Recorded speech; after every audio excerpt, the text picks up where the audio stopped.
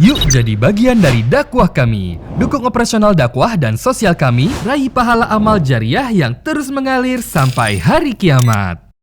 Assalamualaikum warahmatullahi wabarakatuh. Alhamdulillah, wassalatu wassalamu ala rasulillah. Segala puji dan puja kehadirat Allah subhanahu wa ta'ala, juga salawat dan taslim kepada Nabi besar Muhammad sallallahu alaihi wa ala alihi wa sahbihi wasallam. Kesempatan ini insyaAllah Bapak Ibu sekalian, kita akan coba bahas tentang masalah rumah tangga. Mungkin teman-teman yang hadir sini ada yang sudah sepuh, Masya Allah. Bukan berarti ini tidak dibutuhkan, karena syariat Allah subhanahu wa ta'ala tetap dipelajari. Mungkin bisa diwariskan kepada anak-anak, kepada cucu-cucu. Bagi anak-anak atau anak-anak bisa mengambil pelajaran dari orang tuanya. Juga bagi teman-teman yang masih baru berumah tangga, bahkan 10 tahun ke bawah itu pun masih dianggap pernikahan yang masih baru. Kalau dalam pandangan syariat Islam, karena ta'aruf masih terus berjalan. Jadi sebelum kita menikah, apa yang terjadi dari pengiriman biodata dan segala macam itu awal ta'aruf. Ta'aruf yang sebenarnya justru berjalan di saat kita sudah berumah tangga sampai salah satu dari kita meninggal dunia. Baik suami meninggal atau istri meninggal. Makanya kadang-kadang sudah 10 tahun pun berumah tangga, ada bahkan sampai 20 tahun sudah berumah tangga, banyak karakter-karakter yang belum bisa berubah. Bawaan-bawaan, ya. Mungkin masih sering berantakan, mungkin kadang-kadang ada akhlak-akhlak yang masih butuh perbaikan. Ya mungkin seorang pasangan yang tidak terkena cobaan ini, dia coba membantu pasangannya untuk berubah.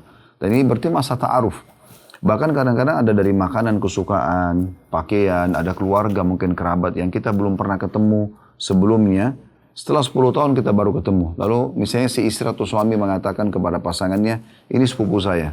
Mungkin pasangannya akan bilang, kok baru bilang? Dia bilang, saya juga baru tahu. Baru ketemu sekarang, bukan baru tahu. Saya baru ketemu juga. Atau misalnya lewat di satu restoran, lalu kemudian pasangannya mengatakan, ini restoran kesukaan saya. Mungkin sudah 10 tahun menikah. Lalu kemudian berkatalah, si pasangan, kenapa baru bilang sama saya? Maka pasangannya mengatakan, saya juga baru lewat, baru ingat gitu. Saya juga ingin menitik beratkan teman-teman sekalian. Rumah tangga ini, atau keluarga dalam Islam ya, itu adalah jalan tol menuju ke surga. Ini adalah jalan tol menuju ke surga. Jalan yang paling mudah untuk ke surga itu menikah, berumah tangga. Saya bahasakan jalan tol supaya mudah difahami.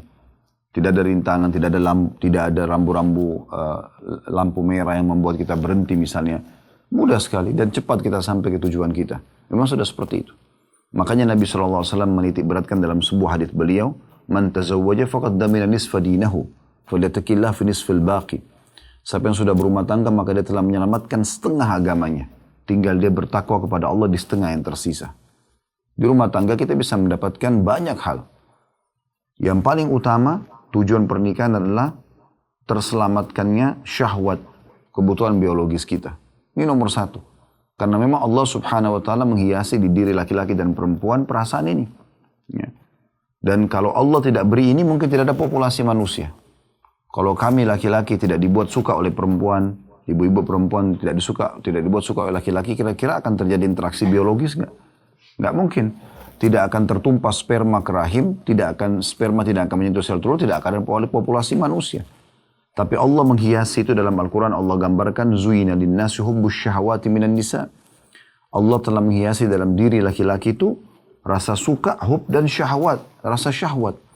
Ingin untuk ya menyentuh, mencium, memeluk dan seterusnya. Jadi kita terpenuhi dari sisi itu. Dan memang nikah itu ya, dalam definisi salah satu definisi etimologinya adalah al-wata', pelampiasan biologis yang benar gitu. Karena Allah subhanahu wa ta'ala menghalalkan nikah dan mengharamkan zina. Dua-duanya pelampiasan biologis. Tapi Allah mengajarkan cara yang benar. Hanya dengan izin dari wali si wanita, 2 saksi dengan mahar, kemudian ada kalimat akad, selesai. Ya. Jadi hanya dengan izin wali perempuan, dan ini hukumnya wajib. Karena kata Nabi SAW, ayyamam ber'atin angkat nafsa bighairi idni waliyuha fanikahuha batil. Perempuan manapun yang coba-coba berani menikahkan dirinya tanpa izin walinya, ayah kandungnya, nikahnya batal. Ada walinya, ada mahar, ada 2 saksi, ada kalimat akad. Hanya proses yang kurang lebih dari 5 menit, saya nikahkan. Kamu sama anak perempuan saya, Fulana binti Fulan, dengan mas kawin ini. Orang laki-laki mengatakan saya terima nikahnya, selesai. maka terjadilah interaksi biologis tersebut yang akan menjadi penyebab populasi manusia. Tapi kondisinya dua-duanya senang pasangan ini. Karena orang menikah semuanya senang. Dia juga suami istri ini masuk ke dalam kamar, di hotel kah, di rumah mertuanya kah, di rumah orang tuanya kah, atau di rumah dia sendiri, orang tahu akan terjadi interaksi biologis. Maka keduanya senang. Juga pada saat mereka interaksi biologis karena pikirannya tenang, lagi senang, kualitas sperma yang merupakan bibit manusia dan kualitas juga sel telur merupakan kantong manusia nanti di perut tersebut, maka akan bagus. Kemudian pada saat hamil, selain interaksi biologis kenikmatan yang didapati, juga akan membuat keduanya gembira, keluarganya gembira. Dan anak yang lahir jelas statusnya, dikenal dengan anak halal. Bedakan ini dengan hal yang Allah haramkan, zina. Banyak orang terjerumus dalam perbuatan ini, na'udzubillah. Kenapa? Karena selalu menunda-nunda pernikahan. Selalu menganggap pernikahan bukan hal yang diperintahkan dalam syariat. Itu hal yang penting bahkan. Atau selalu menghubungkan antara pernikahan dengan prestasi dunia. Harus sarjana dulu, harus 2 dulu, S3 dulu. Harus punya rumah, harus punya mobil, harus punya ini dan itu. Nah kalau perzinahan, semua umumnya dimulai dengan ketakutan. Dosa itu setiap kali orang mau kerjakan pasti dimulai dengan ketakutan. Takut. Ada perasaan takut, itu sebenarnya sinyal dari Allah SWT supaya dia berhenti. Takut ketahuan, takut ini, takut itu. Dan ini akhirnya berpengaruh pada kualitas sperma yang merupakan bibit manusia dan sel telur yang merupakan kantong manusia nantinya. Interaksi biologisnya juga tidak maksimal. Dan kalau hamil, keduanya malu, keluarganya malu. Kalau di luar nikah ya. Dan juga kalau lahir anak tersebut tidak jelas statusnya, namanya anak haram. Bapak Ibu kalau baca buku-buku fikih, kita akan temukan status anak zina, itu tidak bisa dapatkan warisan. Tidak ada penisbatan nama kepada pemilik sperma. Ayah, walaupun itu ayahnya. Ya. Jadi ini bahaya sekali. Cuma banyak orang tidak paham. Bahkan, mohon maaf, di negara kita, seperti terbuka sekali pintu pacaran, tanda kutip, sebelum menikah. Pacaran sama dengan zina. Padahal sebenarnya yang dianjurkan adalah menikah. Nah, disuruh mudahkan menikah tersebut. Oleh karena itu, pernikahan ini betul-betul hal yang Allah SWT mudahkan untuk terjadi interaksi biologis. Belum lagi pernah ada sahabat-sahabat miskin datang kepada Nabi SAW mengatakan, ya Rasulullah, sahabat-sahabat kami yang kaya mengalahkan pahala-pahala kami. Karena kami sholat, mereka sholat. Kami puasa, mereka puasa. Namun mereka punya kelebihan harta yang mereka keluarkan yang kami tidak miliki. Beritahukan kami amalan yang kalau kami kerjakan kami bisa mendapatkan pahala menyerupai mereka. Ada 2 buah riwayat ini. Riwayat yang pertama kata Nabi SAW, bacalah Subhanallah 33, Alhamdulillah 33, Allah Akbar 33 setiap habis sholat. Kemudian sahabat-sahabat miskin ini pergi mengamalkan, setelah itu mereka balik lagi beberapa waktu setelah itu lalu mengatakan, ya Rasulullah, sahabat-sahabat kami yang kaya telah mendahului kami lagi. Karena mereka mendengarkan hadis Anda ini. Maka mereka amalkan juga. Kata Nabi SAW, itu karunia Allah yang Allah berikan, itu karunia Allah yang Allah berikan kepada siapa yang dia inginkan. Riwayat lain, ini saksi bahasan kita, kata Nabi SAW, Allah memberikan kalian banyak sekali jalan untuk mendapatkan pahala. Bertasbih sedekah, bertahlil sedekah, bertakbir sedekah. Semua itu dihitung sedekah. Amar ma'ruf sedekah, nahi munkar sedekah. Ya. Dan kata Nabi SAW, dan di kemaluan kalian ada sedekah. Pahala besar. Maka kata para sahabat-sahabat yang miskin ini, ya Rasulullah, apakah kami mendatangi istri kami, menggauli, mendapatkan kenikmatan, kami juga dapat pahala? Kata Nabi SAW, kalau kalian letakkan pada yang haram, dapat dosa enggak? Tanda tanya. Tentu orang semua sudah tahu jawabannya, zina pasti dosa. Gitu kan. Maka kata Nabi SAW, begitu juga kalau dilakukan pada yang halal. Jadi interaksi biologis yang merupakan hal yang paling banyak merusak tatanan masyarakat ini karena perzinahan, akhirnya hamil di luar nikah, terjadi aborsi, nama keluarga rusak, nama pribadinya rusak. Ya, ada bahkan orang sampai dipecat dari pekerjaan karena perzinahan yang dilakukan dan segala macam hal. Itu bisa hilang semuanya hanya dengan kasus pernikahan ini. Jadi kita akan terpenuhi dari sisi biologisnya. Juga mendapatkan pahala yang berimbang besarnya sama dosa zina. Ada ketenangan jiwa. Selanjutnya bisa dapat keturunan. Dan kata Nabi SAW dalam sebuah hadis yang sahih, bahwasanya ada 7 hal yang terus bergulir bagi seseorang setelah dia meninggal. Ya, pahalanya. Nomor 1 adalah anak. Nomor 1 adalah anak. Jadi anak ini kalau saleh. Nah kita sebagai orang tua, kalau Allah SWT karunia anak, mohon maaf kalau ada bapak ibu yang masih diuji oleh Allah, tinggal berdoa dan mohon kepada Allah untuk diberikan keturunan. Tapi kalau sudah diberikan anak, anak itu sebuah amal jariah yang luar biasa. Karena kata para ulama, kalau seandainya mereka berbuat kebaikan, walaupun orang tuanya tidak ajarkan, orang tuanya panen pahala. Misal contoh, anak kita lahir, kemudian anak itu kita berada di satu lingkungan yang baik. Misalnya dia berteman sama teman-teman yang baik, dia sekolah-sekolah agama, akhirnya sampai jadi hafidh Quran, jadi imam masjid, jadi ulama misalnya. Orang tuanya orang biasa, awam. Tetap orang tuanya panen pahala. Walaupun bukan orang tuanya yang suruh. Semua perbuatan baik anak akan dipanen pahalanya orang tua. Kalau perbuatan buruknya, maka dirincikan oleh para ulama. Kalau perbuatan buruk si anak ini, misalnya dikarenakan suruhan orang tua. Orang tuanya yang suruh dia berzina, bergaul bebas, suruh dia menipu, suruh dia segala macam, maka orang tuanya ikut dapat dosa. Misalnya anaknya mau ibadah, udah nggak usah ibadah dulu. Anaknya mau tutup aurat, nggak usah tutup aurat misalnya. Nah ini orang tuanya ikut dapat dosa. Tapi kalau orang tuanya sudah nasihatin anaknya, ya sholatlah, puasalah, tutup auratlah, inilah. Anaknya tidak mau dengar, orang tuanya tidak dapat dosa. Karena sudah nasihatin. Tapi anak ini adalah aset amal jariah yang luar biasa. Semua gerak-gerik anak ini akan jadi pahala buat kita. Kita ajarin cara jalan. Selama dia bisa jalan, maka otomatis sebelah sini Pak, sebelah sini bisa. Di sini tidak apa-apa, di depan juga boleh. Maka panen pahala. Waktu kita awal dulu masih kecil mau jalan, yang ngajarin kita orang tua kita kan. Maka selama kita bisa jalan jadi amal mereka. Kita ajarkan anak-anak tuh supaya jujur, supaya berbuat baik, apalah segala macam akhlak-akhlak dan adab, maka kita akan panen pahalanya. Itu juga didapatkan dalam rumah tangga, gitu kan. Dalam rumah tangga juga kita bisa mendapatkan banyak hal. Seperti ketentraman jiwa, seperti pahala yang melimpah dari uang yang dikeluarkan atau sedekah, ya. Bapak-bapak yang sibuk bekerja mencari nafkah. Kata Nabi SAW, orang yang keluar mencari nafkah buat keluarganya juga disabilillah atau fisabilillah, maksudnya di jalan Allah, dapat pahala. Jadi ada seorang sahabat, Bapak Ibu sekalian, pernah mengangkat beban-beban banyak, dia bekerja, cari rezeki sampai keringatan. Ada sahabat-sahabat yang lewat lalu mengatakan, ya Rasulullah, andai saja upayanya orang ini dinilai di jalan Allah gitu. Saya pahalanya diberi pahala. Kata Nabi SAW, siapa yang keluar mencari nafkah buat kedua orang tuanya yang sudah tua, maka dia itu dihitung di jalan Allah. Siapa yang keluar untuk membiayai anak-anaknya, istrinya, ya, dalam memenuhi kebutuhan mereka, makan, minum semua, itu di jalan Allah. Seperti orang jihad gitu. Dan siapa yang keluar untuk memenuhi kebutuhan dia pribadi pun di jalan Allah. Jadi nggak sia-sia. Nah di rumah tangga kalau kita berikan makan istri, anak, gitu kan, berikan naungan rumah, berikan kebutuhan mereka pakaian, itu semua pahala besar. Bahkan dalam sebuah hadis sahih riwayat Imam Bukhari Muslim, kata Nabi SAW, dinar yang engkau keluarkan di jalan Allah, ya, dinar yang engkau keluarkan untuk bebasin budak, dinar yang engkau berikan kepada orang miskin, dan dinar yang engkau berikan kepada istri dan anakmu jauh lebih besar pahalanya. Ya. Jadi di rumah tangga sendiri itu betul-betul jalan tol menuju ke surga. Sudah pelampiasan biologisnya tepat, kita bisa mendapatkan anak-anak yang merupakan amal jariah buat kita. Kita bisa mendapatkan pahala yang besar dari sedekah atau dari nafkah yang kita keluarkan, gitu kan? Ibu-ibu pun pada saat menerima nafkah tersebut mengelola dengan baik sehingga menyiapkan makanan yang baik untuk istri, untuk suami dan anak-anaknya, merawat rumah dengan baik sebagai amanah. Maka ini semua pahala. Kata Nabi SAW, kalian semua pemimpin akan diminta pertanggungjawaban pada hari kiamat, gitu kan?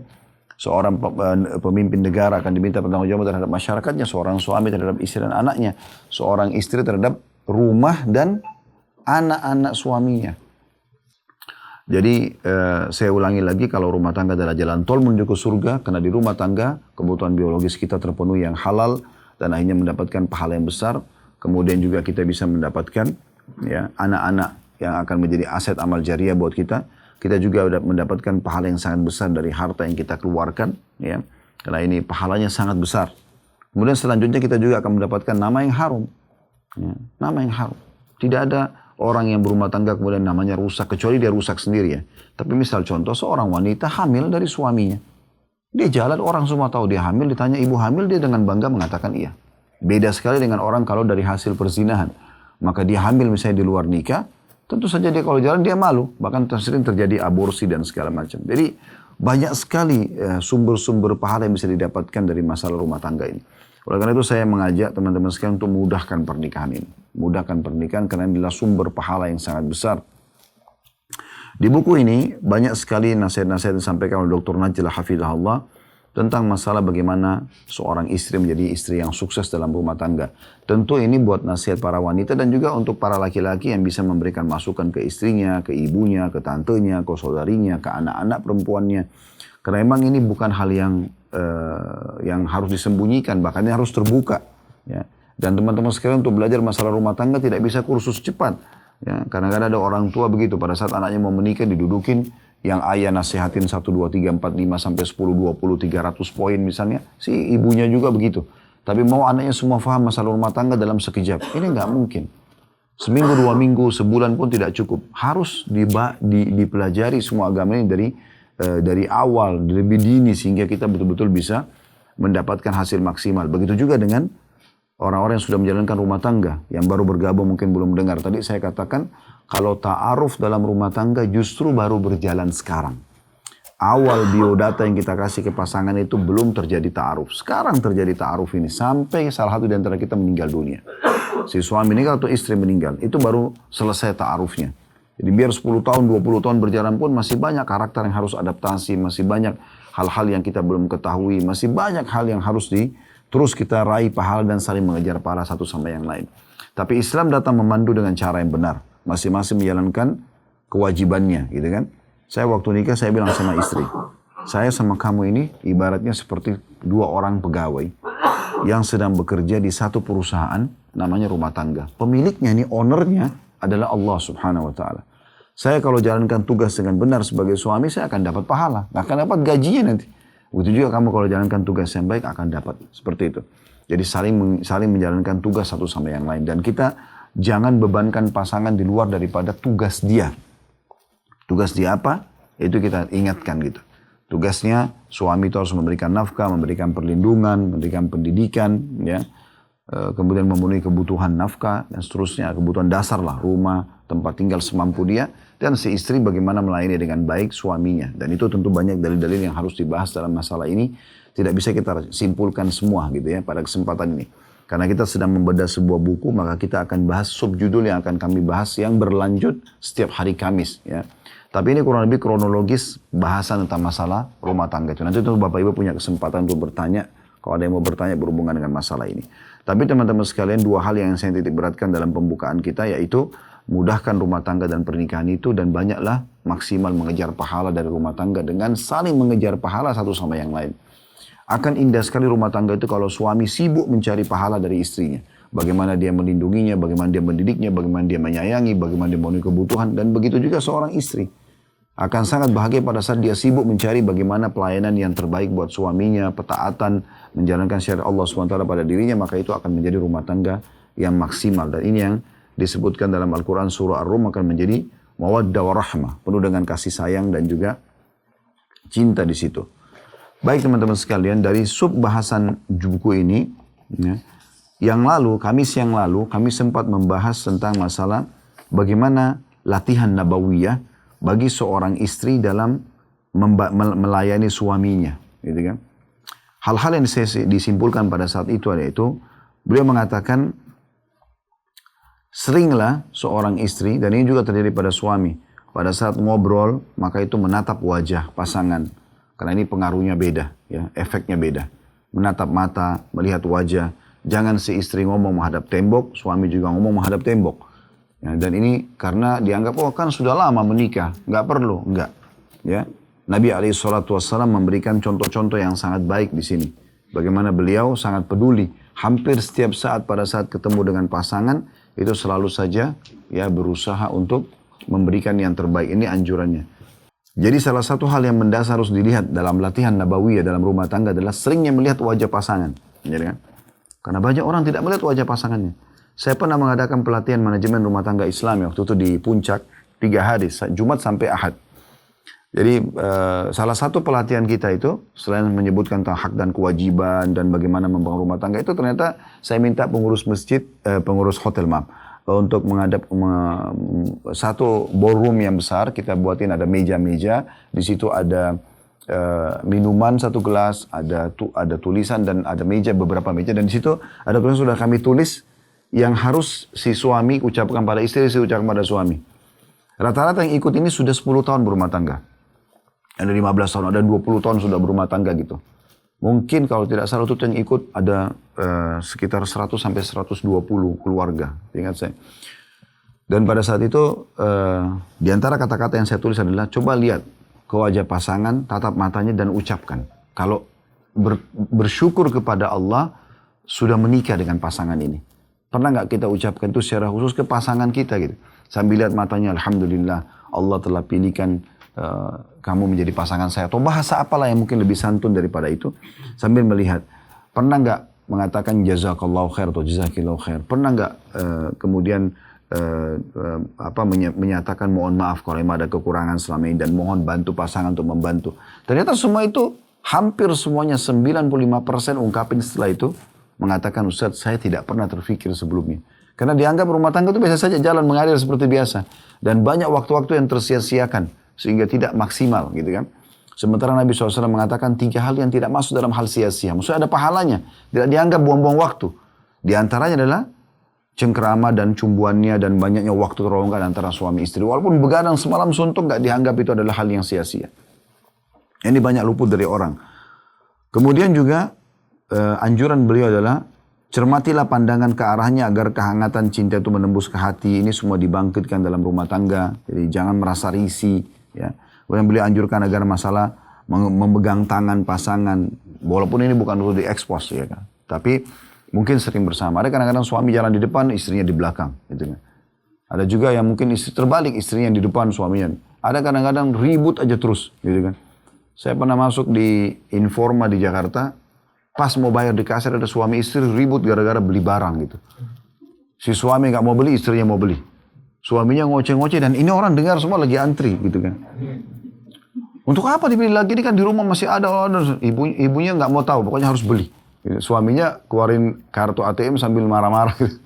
Tapi kan itu terjadi dan ini unik ini. Kalau saya lihat kok unik benar gitu. Atau ada juga kadang-kadang terjadi di rumah tangga sering keluh kesah sampai kepada kami suami istri saling tagih menagih utang. Saya bingung suami istri masih ada utang satu sama yang lain nih. Sementara pernah ada orang datang kepada Abdullah bin Mas'ud radhiyallahu anhu, beliau mengatakan begini, saya mencintai Anda karena Allah gitu. Kata Abdullah bin Mas'ud, kau tahu syaratnya apa? Dia bilang belum. Kata Abdullah bin Mas'ud, kantongku adalah kantongmu, kantongmu adalah kantongku. Di saat kau cintai aku karena Allah, ini laki-laki sama laki-laki nih, mau bersahabat. Kata Abdullah bin Mas'ud, kantongku harus jadi kantongmu. Sekarang kalau saya butuh apa-apa, saya tinggal minta sama kamu. Karena kamu sekarang sahabat saya karena Allah. Atau kamu juga jadikan aku sebagai kantongmu. Kata orang itu, saya belum mampu. Kata Abdullah bin Mas'ud, kalau gitu cari orang lain. Terjadi hal yang sama pada Abu Hurairah. Itu laki-laki sama laki-laki mau saling cinta karena Allah. Bagaimana kalau suami istri? Ya? Jangan lupa ya bayar utangmu. Gitu. Loh gimana caranya? Saya tidak tahu ini. Di mana batasan cintanya kalau begitu? Ya? Kenapa kalau orang lain kita bisa sedekah sama pasangan tidak? Jadi Abdullah bin Mas'ud radhiyallahu anhu itu kebetulan beliau menikah sama wanita kaya. Dia biasa saja ekonominya gitu. Pernah istrinya kumpulin duit mau keluarin, mau sedekah. Lalu dia bilang kepada Abdullah bin Mas'ud, ini kira-kira menurut kamu saya kasih ke siapa? Kata Abdullah bin Mas'ud, kenapa jauh-jauh? Ke saya saja. Iya, ini gitu riwayatnya. Maka kata istrinya, kalau gitu coba tanya kepada Rasulullah SAW, boleh nggak sih? Maksudnya uang dikasih ke suami gitu. Kata Abdullah bin Mas'ud, kamu saja yang nanya. Karena nggak enak kalau saya yang nanya. Kan ini kesannya duit istri gitu kan. Lalu istrinya pergi kepada Nabi SAW, ya Rasulullah boleh nggak saya keluarin uang saya untuk suami saya? Kata Nabi SAW, tentu saja boleh. Malah itu pahalanya besar gitu. Ini contohnya. Jadi kadang-kadang saya bingung orang berumah tangga itu saling tuntut-menuntut gitu kan. Lalu di mana sebenarnya orang kalau sudah berumah tangga itu teman-teman, badan kita yang tidak bisa orang lain lihat, ini pasangan kita bisa lihat gitu. Orang tua, kalau kita punya anak ya, batasan kita bisa melihat badan anak kita itu sebenarnya khilaf dan terulama. Tapi ada namanya umur tamiz. 7 tahun, 8 tahun. Kalau sudah balik, mutlak nggak boleh. Nggak boleh lagi ayah mandikan anak perempuannya misalnya. Kecuali di batas umur tertentu kan. Mereka pun sudah risih misalnya. Itu juga dengan ibu, kepada anak laki-lakinya. Bahkan Nabi SAW menyuruh apa? Pisahkan di ranjang di umur 10 tahun. Umur 10 tahun belum balik. Disuruh tidur sendiri. Supaya nggak lihat aurat, supaya segala macam gitu. Tapi suami istri itu beda sekali. Semuanya sudah terbuka. Allah mengatakan libas. Bagaimana bisa ini tidak dibuka gitu. Tidak dijadikan sebagai sebuah poin penting dalam masalah rumah tangga gitu. Bukan kalau misalnya akadnya adalah utang. Misalnya saya bisa pinjam uang kamu nggak? Misalnya terus dia mengatakan iya. Terus akadnya utang. Itu lain, tidak ada masalah. Tapi kalau orang sudah memberi, sudah berbagi dan ini pahalanya besar, untuk apa ini diungkit-ungkit misalnya. Ini contoh dan banyak hal-hal yang lain ya. Yang saya temukan banyak sekali kasus-kasus karena sering ada konsultasi rumah tangga kepada kami. Dan banyak masalah-masalah yang sebenarnya tidak perlu ada. Dan ini karena tidak fahamnya tentang masalah agama itu. Kemudian beliau juga mengingatkan di poin-poin ya, riwayat, jika seorang laki-laki, kata Nabi SAW, jika seorang laki-laki memandang istrinya dan istri memandangnya, maka Allah SWT memandang keduanya. Jadi kalau tata-tata pasangan itu dengan penuh kasih sayang, mendengarkan keluhan pasangan, coba memecahkan permasalahannya, coba kita pun kalau menyampaikan sesuatu kita dengan sepenuh hati. Itu kata Nabi SAW, beliau angkat sebuah riwayat, jika seseorang laki-laki memandang istri dan istri memandang suaminya, maka Allah SWT memandang keduanya. Jika suami memegang tangan istrinya, maka dosa-dosa keduanya berguguran di antara jari-jarinya. Itu riwayat. Dalam riwayat lain kata Nabi SAW, kalau dua orang muslim salaman, kemudian tangannya dilepas, maka akan berguguran dosa-dosanya. Suami istri bisa setiap hari ini. Gitu kan? Subhanallah, kadang-kadang mau pergi atau baru datang tidak salaman, kenapa? Gitu kan? Bahkan malas sekali untuk mengucapkan salam. Di WA pun tidak ucapin salam. Atau telepon, langsung. Pada saat ngomong langsung to the point. Kenapa nggak ucapin Assalamualaikum? Semoga keselamatan dunia akhirat untuk kamu. Warahmatullah. Semoga rahmat atau rezeki Allah selalu tercurahkan untukmu. Wabarakatuh, dan semoga tercukupi kebutuhanmu. Itu berkah maksudnya. Kenapa nggak diucapin? Sementara Assalamualaikum 10 pahala, warahmatullah 10, dan wabarakatuh 10. Kenapa ada sahabat begitu di majelis seperti ini? Ya, nah, ada sahabat datang lalu mengatakan Assalamualaikum. Lalu dia duduk. Nabi SAW jawab, Nabi mengatakan lahu asyarah. Orangnya dapat 10 pahala. Kemudian selanjutnya datang lagi yang kedua mengatakan Assalamualaikum warahmatullah.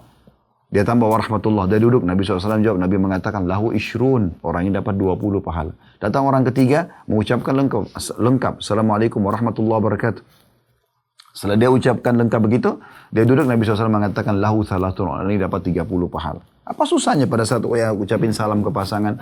Apa susahnya pada saat ketemu baru masuk rumah atau mau keluar rumah. Bahkan mau dari luar saja kita masuk ke dalam kamar bisa kita ucapin salam. Ya. Nabi SAW mengatakan kalau dua orang muslim lagi jalan dipisahkan oleh batu atau pohon lalu ketemu, hendaklah keduanya mengucapkan salam. Jadi begitu memang. Nah ini hal-hal yang perlu dititik beratkan karena banyak orang menjadikan rumah tangga itu adalah rumah tangga yang dingin dan tidak berarti, seperti berlalu begitu saja. Mungkin di awal-awal, 1 bulan pertama, 2 bulan pertama, setahun pertama dianggap perlu hangat, perlu segala macam romantis, setelah itu hilang. Dan ini keliru. Dan Nabi SAW tidak pernah berhenti, kata beliau, menyebutkan panggilan-panggilan yang baik buat para istri. Di antaranya Aisyah sering dipanggil Aisyah, atau kadang-kadang dipanggil dengan julukan Humaira, atau yang memiliki kulit berwarna merah, karena Aisyah warna putih dan pipinya kemerah-merahan. Dan kadang-kadang beliau panggil Aish, wahai Aish, namanya diringkas gitu. Sebagai panggilan sayang. Begitu juga begitu juga Aisyah sering kali mengatakan kekasihku Rasulullah. Walaupun itu dipublish gitu kan. Nah ini juga seperti itu. Jadi perlu memilih kata-kata yang pas untuk pasangan supaya selalu terbaharui cinta dan kasih sayang di antara mereka. Karena syaitan itu sangat menjaga agar terjadi kerusakan di antara keduanya. Target utama iblis itu bukan bapak ibu riba, bukan bapak ibu membunuh, bukan bapak ibu ya mencuri, memukul, bukan. Tapi bagaimana rumah tangga kita rusak. Dalam sebuah hadis sahih kata Nabi SAW, iblis meletakkan singgasananya di lautan. Dan dia ingin menyaingi Allah, tidak mungkin dia bisa saingi. Karena singgasana Allah di atas air, disebutkan dalam Al-Quran, karena arsyu alal ma'. Lalu setiap hari ada anak cucunya melaporkan, saya baru membuat orang membunuh, saya baru membuat orang ini dan itu. Oleh iblis dianggap biasa. Sampai ada anak cucunya yang mengatakan saya baru menceraikan suami istri. Di saat itulah ya iblis mengatakan kaulah jagoannya. Langsung didudukkan oleh iblis dan dia tidak bertugas. Gitu kan. Karena orang kalau sudah kacau rumah tangganya, kacau pikirannya, banyak peluang-peluang pahala yang hilang dari dia. Ya, oleh karena itu jangan pernah dibiarkan ini. Kadang-kadang hanya ngambek kena masalah sedikit, masalah kecil 2 hari nggak ngobrol. 1 minggu nggak ngobrol, pisah kamar. Ini semua pintu-pintu syaitan. Yang benar Bapak Ibu sekalian kalau teori agama dan ini yang kami sering sampaikan dalam pelatihan-pelatihan rumah tangga, kalau ada masalah ya, maka yang benar memaafkan, yang salah minta maaf dan selalu buka lembaran baru. Selalu buka lembaran baru. Yang lalu-lalu selesai. Jangan lagi disimpan. Kalau pernah ribut di WA, hapus WA-nya kalau sudah saling memaafkan. Jangan disimpan. Ya, terutama ibu-ibu ini. Kadang-kadang ibu-ibu ada sedikit sifat pendendamnya. Jadi kalau sudah 1 tahun berlalu, kemudian duduk sama suami baik-baik, lalu kemudian tersinggung lagi masalah yang lalu, kemudian langsung saja dikatakan, kamu pernah bilang ini? Suami bilang mana? Ini buktinya. Sudah 1 tahun yang lalu ini, gitu kan.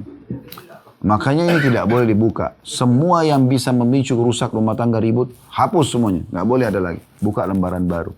Ada orang baru menikah sudah simpan data-data, bukti-bukti supaya nanti kalau ke pengadilan cerai ada buktinya. Ini nikah untuk niat cerai. Kok gimana caranya? Gimana caranya niat menikah begitu? Orang menikah itu sekali menikah, bawa dia ke akhirat. Saya berapa kali bahasakan ke istri saya. Sekali kita menikah ini, kalau saya akan bawa kamu ke akhirat. Nggak ada urusannya dengan cerai, kecuali kamu penyebabnya. Tapi kalau saya tidak mungkin, karena kita menikah bukan untuk coba-coba. Gitu kan? Kau dari awal sudah taruh cadangan nanti ini untuk arsip, kalau kebutuhan. Supaya kalau maju di pengadilan ada buktinya semua, simpan semuanya. Untuk apa? Gitu kan? Ada Tuhan kita Allah Subhanahu Wa Taala yang mengawasi semua itu. Dan teman-teman, Allah Subhanahu Wa Taala menyuruh kita menghakimi sesuatu yang zahir. Zahir itu yang nampak.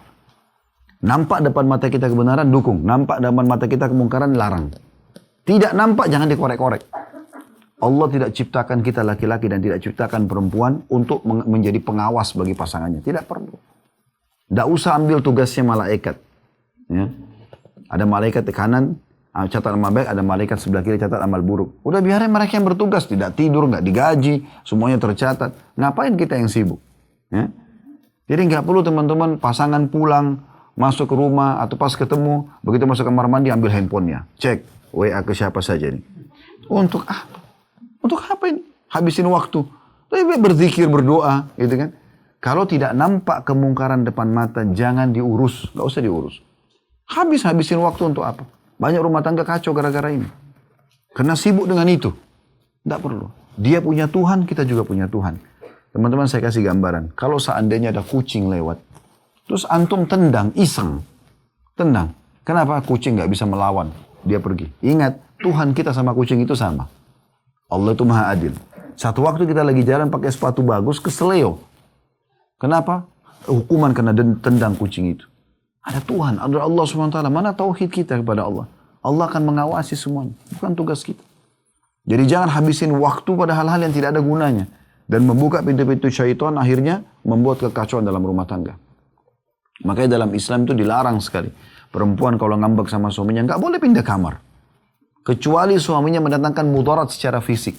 Pemabuk, bisa membunuh, bisa menyakiti fisik, itu lain. Tapi kalau nggak boleh.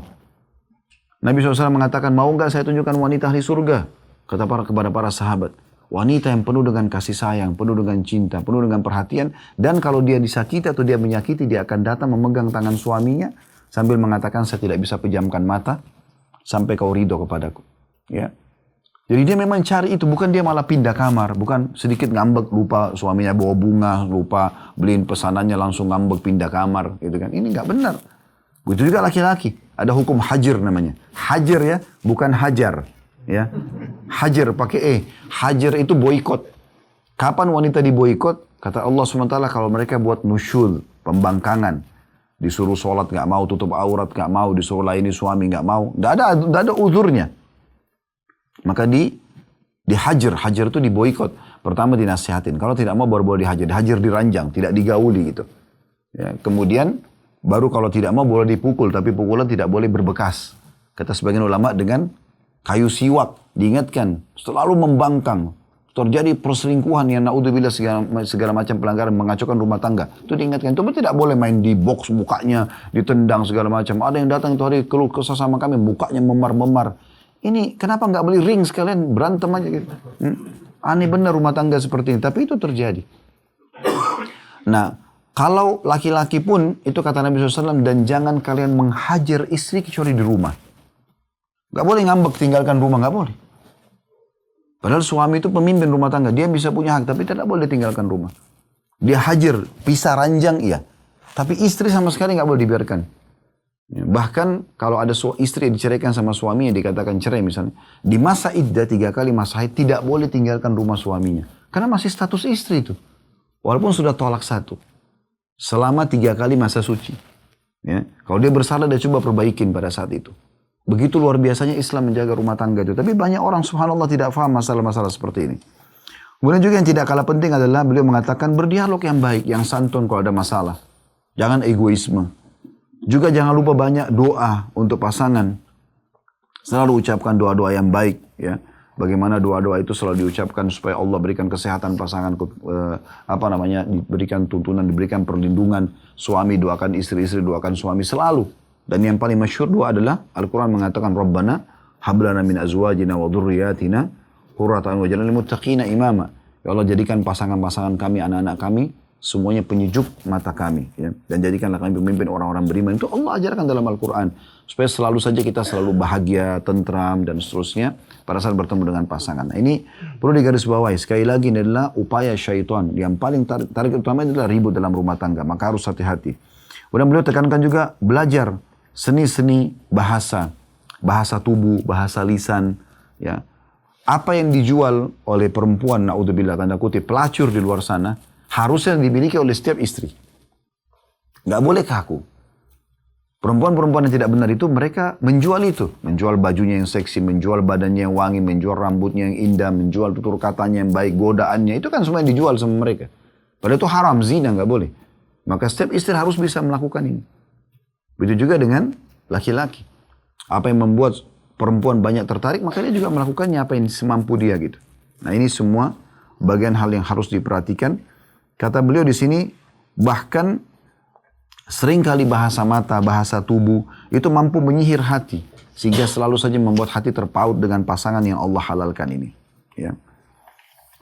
Kemudian juga beliau menekankan di penutupan bahasan ini yang lalu ya, tentang masalah bagaimana seringlah berbicara, baik itu secara lisan atau tulisan dengan bahasa-bahasa santun, dan juga selalu saja memberikan perhatian tapi tidak berlebihan. Ini pentingnya, tidak berlebihan. Ya, jadi kita harus mengenali karakter pasangan. Ini sering kami ingatkan ya. Jadi ibu-ibu, kadang-kadang kalau lagi muncul cintanya, sayangnya sama suami, kadang-kadang ekstra perhatian. Bukan pada tempatnya. Kalau lagi berdua, lagi sama-sama di rumah, di kamar, itu lain. Tapi kalau suami sudah keluar rumah, ibu-ibu perlu tahu karakter laki-laki itu selalu fokus pada apa yang sedang dia kerjakan. Kalau sama ibu dia fokus, kalau sama pekerjaan juga dia fokus.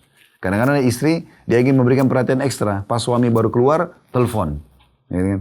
Baru keluar. Mungkin suaminya, bapak-bapak akan bilang, baru ketemu, sekarang sudah telepon lagi. Ya kan? Dia lagi fokus mau kerja. Kadang-kadang mungkin dia bilang, maaf saya lagi kerja, istrinya nggak mau ngerti.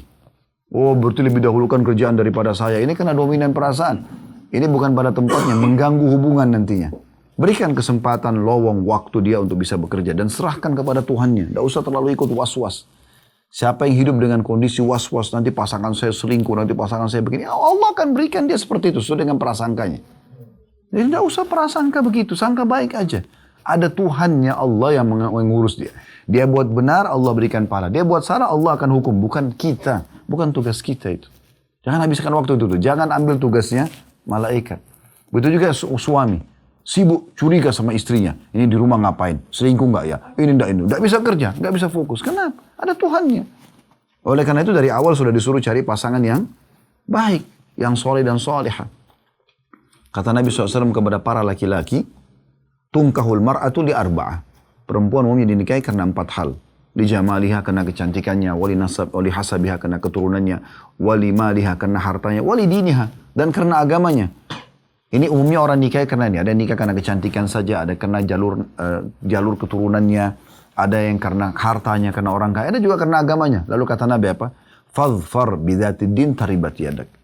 Pilih yang beragama, hidup akan bahagia. Jadi tidak perlu khawatir dengan masalah harta dan segala macam. Yang penting agamanya, karena agama akan mengontrol orang untuk selalu baik.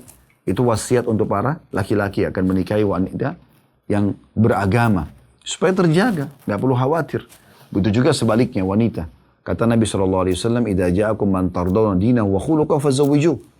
Kalau datang kepada kalian wahai para wanita yang melamar laki-laki yang kalian ridhoi agama dan akhlaknya, bukan kekayaannya, bukan status sosial dan segala macam. Lalu kata Nabi SAW, kalau akhlak dan agamanya sudah ada, maka nikahkan dia, terima lamarannya. In lam taf'alu takun fitnatun fil ardi wa fasadun kabir. Kalau kalian tidak lakukan akan terjadi fitnah yang besar dan juga kerusakan di muka bumi. Maka ini konsep dasarnya. Baik, ada subjudul bahasan dalam buku ini, karena tadi saya sudah jelaskan teman-teman sekalian, buku ini membahas tentang masalah bagaimana membangun rumah tangga sukses, tapi lebih banyak fokus bahas masalah wanita, itu kan bagaimana istri menjadi yang penopang yang terbaik dalam rumah tangga. Karena kalau dia baik, dia bisa menata rumah tangga yang baik, maka akan baik semua suami sama anaknya. Kalau dia kacau, maka akan kacau semuanya gitu. Salah satu subbahasan di pasal ke-8 adalah masalah menyikapi keadaan ekonomi suami. Kata penulis ini, salah satu aral terbesar yang menghadang rumah tangga bahagia ialah interaksi secara ideal sesuai dengan keadaan ekonomi suami. Ada istri yang borosnya tanpa batasan, ada pula istri yang terlalu bakhil. Ada istri yang tidak ridho, ia selalu merasa sempit kehidupannya. Ada istri yang tidak merasakan kesempitan suaminya pada saat suami membutuhkan orang lain yang berdiri di sampingnya. Ada istri yang begini dan begitu dan seterusnya. Jadi kata beliau ini umumnya yang terjadi. Banyak tipe-tipe istri. Yang pertama adalah istri yang memang mau memahami kondisi ekonomi suaminya sehingga dia bisa berjalan sesuai dengan kondisi ekonomi. Di saat dia diberikan, dia nikmatin. Pada saat suaminya lagi tidak bisa, maka dia bisa memaklumi. Ini yang paling ideal. Ini yang diperintahkan dalam agama. Ada istri yang tidak mau tahu. Pokoknya tuntutan saya ini kau harus penuhi. Ya siapa suruh nikah sama saya? Kan gitu. Ini kadang-kadang begitu. Akhirnya terjadi apa? Suaminya korupsi, suaminya utang sana sini. Karena memang dikejar oleh tuntutan dan kebutuhan gitu kan. Yang apa namanya? Tuntutan keinginan bukan kebutuhan. Kalau kebutuhan dasar harus dipenuhi. Ya, 5 hal yang bapak-bapak harus perhatikan, makanan, minuman, pakaian, tempat tinggal, dan transportasi semampunya. Ini nggak ada toleransi dalam masalah semampu kita. Tapi kalau sudah keinginan, ingin membeli perhiasan sekian banyak, ingin menggonta-ganti kendaraan padahal masih ada misalnya, ini semua adalah tidak perlu dipenuhi. Tergantung kondisi dan keadaannya. Jadi istri yang paling ideal adalah yang bisa memaklumi masalah itu. Ada yang tidak bisa memaklumi, dia selalu saja mau tuntutan-tuntutannya, tidak mau tahu. Mau bagaimanapun keadaan suami tidak mau tahu. Karena selalu yang dilihat adalah saingan-saingannya. Ya teman-temannya yang lain. Dia itu aja dibelikan sama suaminya. Itu aja baru digantikan mobilnya. Itu aja pindah rumah di kompleks sana dan sini. Akhirnya makin tidak ada rasa syukur. Ya. Coba teman-teman bangun prinsip dasar dalam rumah tangga ya. Kalau suami istri sudah sepakat untuk membeli satu produk. Misalnya kita beli mobil merek A misalnya. Harganya misalnya sekian ratus juta. Anggap 200 juta contoh saja. Dengan merek A misalnya kita beli. Kita sudah sepakat nih karena memang itu kemampuan ekonomi kita. Ingat, biasakan punya prinsip. Banyak rumah tangga rapuh gara-gara tidak punya prinsip. Jadi kalau siapapun yang datang, tanya misalnya temannya ibu-ibu atau temannya bapak-bapak datang. Ini kok beli mobil ini? Kalau dia tidak punya prinsip, maka mungkin dia mengatakan, memang kenapa? Oh menurut saya, menurut temannya, ini lebih bagus. Karena begini dan begitu. Lalu kemudian dituntutlah pasangan untuk bisa mengganti mobil tersebut. Kalau harusnya punya prinsip. Oh iya, kami sudah sepakat sama suami atau sama istri untuk beli yang ini. Ini kemampuan kami. Selesai. Karena kalau kita tidak punya prinsip, maka rumah tangga kita terwarnai sekali oleh orang. Kita sekarang, ini rumah kita tembok nih, warna krem, sudah dicat. Orang yang tidak punya prinsip ini begini. Datang temannya satu, Bu, Pak, kok rumahnya warna krem? Oh iya, kenapa emang? Kayaknya kurang bagus. Kalau menurut kamu apa? Menurut saya biru, cat warna biru. Kalau sehari itu 5 kali tamunya datang, 5 orang, 5 kali berubah catnya. Ya. Mobil diganti satu bulan, 1 tahun ganti bolak-balik. Semuanya serba diganti. Kenapa tidak punya prinsip? Saya kadang-kadang kalau dalam pelatihan-pelatihan pembentukan kepribadian, karakter, salah satu yang kami tanamkan itu adalah coba punya prinsip teman-teman. Contoh misalnya, saya sama teman-teman 5 orang mau makan ke satu restoran. Yang terkenal di sana nasi gorengnya. Contoh ini saja, ya. Terus kita ke sana makan. Pas tiba di sana, lagi buka menu, ternyata saya ini pribadi tiba-tiba lihat, kok ada gambar mie goreng. Hati saya lagi pengen mie goreng. Semua teman-teman pilihnya nasi goreng. Apa yang kita lakukan? Pilih aja mie goreng. Karena kan lagi kita pengen mie goreng. Kalau teman-teman bilang, kenapa nggak nasi goreng enak loh? Nggak apa-apa, saya lagi pengen ini. Itu punya prinsip namanya. Jangan mudah dipengaruhi oleh orang. Selama bukan hal yang haram gitu kan. Nah ini penting, termasuk juga dalam masalah rumah tangga. Karena banyak orang bahkan ganti pasangannya gara-gara ucapan orang. Nah, itu luar biasa. Bukan cuma ganti kendaraan atau rumah. Pasangannya diganti. Gitu kan. Karena sudah tidak bisa. Oh itu suamimu itu kayaknya jelek, kayaknya begini, kayaknya begitu. Oh istrimu itu begini dan begitu. Dengan orang lain, percuma. Jadi nggak bisa, nggak punya prinsip. Sekali kita akad nikah sama orang ini ya sudah, ini sampai hari kiamat sudah. Bawa dia ke surga sama-sama. Lebih kurangnya harus saling memaklumi. Kecuali orang itu ahli maksiat. Pelanggaran agama dilakukan itu lain. Dari cerita kita tidak akan buang waktu pada ahli maksiat. Tapi kalau orang coba mau memperbaiki dan dia mukmin dan mukminah, kenapa kita tidak bertahan dan memperbaikinya? Nah, itu hal yang mendasar. Beliau menyinggung ada sifat yang mendasar harus diketahui, yaitu qanaah. Ya, qanaah ini maksudnya merasa cukup. dengan apa yang Allah berikan. Kata beliau, agar engkau bisa menikmati kehidupan bersama suamimu, karena ini bahasan tentang masalah istri, tapi suami juga tentunya sama ya. Hendaklah engkau berhiaskan dengan sifat qanaah, merasa cukup dan ridho dengan apa yang diberikan. Qanaah adalah perbendaharaan yang tidak ada habisnya. Sebuah ucapan dari cahaya yang menyentuh perkara penting dan berpengaruh dalam pribadi manusia. Dengan qanaah, jiwa menjadi tenang dan ridho dengan apa yang telah dibagikan Rabb semesta alam. Dengannya juga, dengan qanaah merasa cukup dengan apa yang Allah beri, jiwa menjauh dari mencari-cari kelebihan. Berikut cara-cara yang digunakan pada umumnya terjerumus dalam syubhat dan atau haram. Kalau kita tidak qanaah, tidak merasa puas, pasti kita akan cari jalan supaya selalu datang income walaupun itu dari yang haram. Dengan qanaah juga jiwa menahan diri dari apa yang di tangan orang lain. Ingatlah selalu sabda Nabi SAW, dan ini dalil yang mendasar sekali yang harus kita sadari. Kata Nabi SAW, man asbaha minkum aminan fi sirbihi. Kalau riwayat Bukhari yang lain, fi sarbihi. Ya. Siapa yang tiba di pagi hari, dia dalam kondisi merasa aman di jiwanya. Riwayat lain tadi, ya, di wilayahnya, aman. Mu'afan fi jasadi. Sehat badannya. Indahu qutu yaumi, dia punya makanannya hari itu, faka'anna mahizat lahu dunya bihazafiriha. Maka seakan-akan dia mendapatkan dunia dan segala isinya.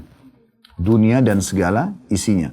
Berarti memang poinnya adalah kalau orang sudah merasa aman di tempatnya, sudah ada tempat tinggal, sudah ada jiwanya tenang, kemudian sudah ada makanan hari itu, ya, kemudian juga dia sehat badannya, maka ini adalah orang yang memiliki dunia dan segala isinya.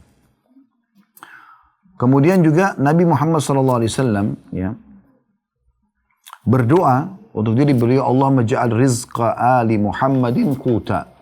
Ya Allah, jadikanlah rezeki umat Muhammad adalah bahan pangannya. Maksudnya kalau sudah terpenuhi itu maka sangat baik, gitu. Sudah sangat cukup. Qut, kata beliau, adalah apa yang dapat menutup kebutuhan. Sebagaimana firman Allah SWT, tuba liman hudiya ilal islam. Sebagaimana dalam sabda Nabi SAW, tuba liman hudiya ilal islami wa kana aishu kafafan wa kana'ah. Beruntunglah ya, siapa yang diberi petunjuk kepada Islam dan kehidupannya sekedar cukup serta qanaah. Jadi ini hal mendasar yang beliau titik beratkan untuk untuk bisa menjalani kehidupan dalam rumah tangga supaya bisa bahagia, maka pasangan suami istri juga punya sifat qanaah. Artinya merasa cukup. Ini istri saya, maka saya cukup dengan dia. Ini suami saya, maka saya cukup dengan dia. Apa yang diberikan, maka kita merasa cukup. Kalau ada hal-hal yang perlu diberikan masukan, berikan masukan. Selama itu bukan pelanggaran agama. Ya, misalnya dalam perubahan karakter, dalam peningkatan pelayanan, ya, muamalah. Ini semua boleh kita minta ditambahkan. Tapi khusus masalah nafkah, maka ini atau pengeluaran uang, maka yang didahulukan adalah qanaah. Kita harus bedakan teman-teman mana namanya kebutuhan dan mana keinginan. Kapan kita fokus kepada keinginan tidak akan pernah ada habisnya. Tapi kalau kita fokus kepada kebutuhan itu tidak ada masalah dalam Islam. Islam membolehkan kita menikmati yang terbaik, kualitas terbaik. Tapi butuh, misal kita mau beli baju, mau beli mobil, mau beli rumah, ya, mau lakukan perjalanan piknik, nggak ada masalah. Pilih yang terbaik, ya. Semua boleh. Tapi pada saat kita lagi butuh. Kalau keinginan ini tidak boleh semua diikutin, karena keinginan ini tidak akan selesai. Diskon yang ada di mall itu tidak akan habis sampai hari kiamat. Kalau itu terus dikejar, maka akan numpuk barang-barang di rumah kita. Maka harus punya sifat qanaah. Nah ini yang paling mendasar. Kalau suami punya sifat qanaah, istri punya sifat qanaah, maka akan lebih bahagia rumah tangga tersebut. Ya. Jadi ini yang mendasar yang beliau titik beratkan. Kemudian beliau titik beratkan sebagai penutup, nanti kita buka pertanyaan habis ini. Jangan membebani suamimu dengan nafkah yang lebih. Maksudnya di atas kemampuannya. Kata beliau, tuntutanmu yang banyak akan membebani ekonomi suami dan mengganggunya. Terkadang hal ini memaksanya untuk berhutang kepada orang lain. Karena itu janganlah engkau membebani dengan beban-beban yang tidak ia butuhkan. Ya, kecuali itu ada kemampuannya. Boleh membahasakan. Dan saran kami ibu-ibu kalau sedang minta nafkah bulanan, minta dengan cara yang santun. Ada kadang-kadang istri WA, ingat ya, besok tanggal 1. Ini seperti orang nagih utang. Padahal sebenarnya ini minta uang hasil keringatnya orang gitu kan. Iya, iya betul Pak. Sebagian istri memiliki banyak tuntutan, mudah jenuh, dan selalu menginginkan hal yang serba baru. Ini kata beliau di buku ini ya. Begitu melihat sesuatu yang mengagumkan, ia menginginkannya. Terkadang ia menuntut harta kepada suaminya untuk jatah keluarganya, atau memberi hadiah kepada mereka, atau bahkan untuk teman-temannya dan kenalannya tanpa kerelaan suami, atau di luar kesanggupannya. Jadi boleh nggak seorang istri minta keluarganya dibantu? Boleh, tapi bukan paksaan. Nah, tidak boleh maksa suami, harus bantu. Sebagaimana kau kasih orang tua, kasih orang tua saya. Loh, kalau orang tuanya dia itu wajib. Kalau mertuanya bukan kewajiban. Ya, yang wajib bagi suami adalah membiayai istri sama anaknya, bukan mertuanya. Mertua boleh dikasih, tapi bentuk sedekah, bukan satu paksaan. Jadi saya pernah dapatkan kasus, banyak kasus, bukan satu dua kali, banyak orang yang dia tuntut suami saya Ustadz itu sering sekali bantu orang tua, tapi orang tua saya tidak. Tapi bukan kewajiban dia, bukan kewajiban dia. Mertua itu bukan kewajiban. Kalau istri bakti sama mertuanya karena lihat suaminya, bukan karena mertua. Tapi karena suami. Karena bakti pada suami adalah bagian daripada ibadah. Kan gitu. Nah, ini penting. Tapi boleh membahasakan. Bukan tidak boleh. Ada keluarga saya itu butuh, adik saya butuh. Tapi itu bukan sebuah paksaan. Kalau suaminya bisa, alhamdulillah. Kalau tidak bisa, maka jangan dipaksakan. Gitu kan. Itu kadang-kadang di luar kesanggupan. Sementara suami tidak ingin mengecewakan perasaannya dan tidak ingin petaka persoalan dan celaan menimpa bila menolak memenuhi keinginannya. Akhirnya suami memaksakan diri. Pinjamlah sama teman-temannya, gitu kan? Pinjamlah pada kerabatnya, akhirnya di luar daripada kemampuannya. Seorang istri hendaknya memperkirakan seberapa kemampuan ekonomi suaminya dan berhemat dengan hartanya. Ia tidak menghambur-hamburkannya dengan percuma tanpa alasan yang hak dan tidak pula menghambur-hamburkannya dengan berbagai tuntutannya yang tidak penting berupa perhiasan dunia, terutama bila itu di luar kesanggupan suami. Jadi ini yang dibahas oleh beliau. Kemudian ada peringatan juga dari beliau di sini tentang masalah kompetisi yang sejati. Nanti itu akan dibahas pertemuan akan datang. Tapi beliau mengatakan untuk mengatur agar alokasi keuangan dan ekonomi di rumah tangga itu stabil adalah harus kita bukan masuk dalam persaingan dunia. Jadi bukan karena begitu datang di satu acara lihat tas temannya baru lalu mau beli tas baru, ganti mobil langsung dan segala macam. Harus tuntutan seperti itu ini maka tidak akan selesai.